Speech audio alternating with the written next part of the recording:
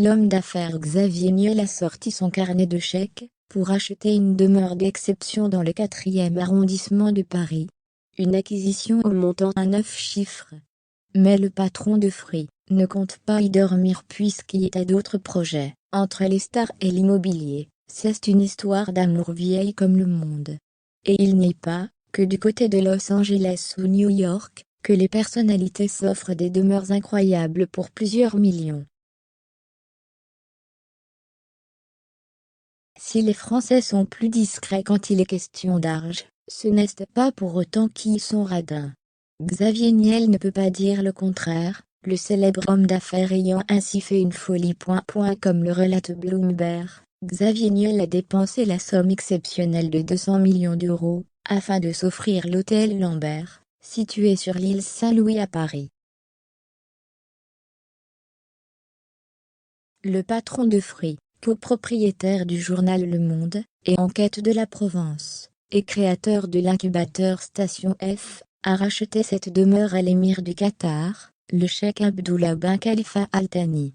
Ce dernier le possédait depuis 2007, mais l'avait acheté que 60 millions d'euros. Toutefois, il avait par la suite lancé en 2009, un grand chantier au coût de 45 millions d'euros pour le rénover. Et, après un incendie en 2013, l'émir avait dû engager des travaux pour un coût de 130 millions d'euros.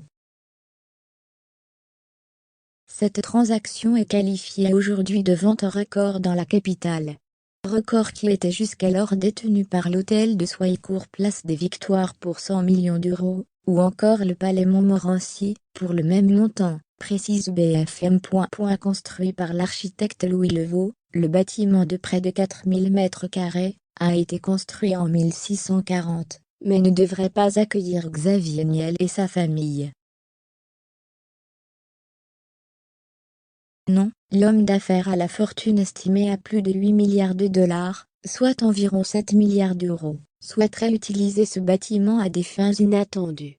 Selon une source qui s'est exprimée auprès de Bloomberg, il voudrait y installer une fondation culturelle. Il n'est pas le premier homme d'affaires à montrer de l'intérêt pour la culture, puisque François Pinault a par exemple massivement investi dans la Bourse de commerce de Paris transformée en musée d'art contemporain, ou dans le Palazzo Grassi à Venise, et que Bernard Arnault a lui fait sortir à de terre la Fondation Vuitton, dans le 16e arrondissement de Paris.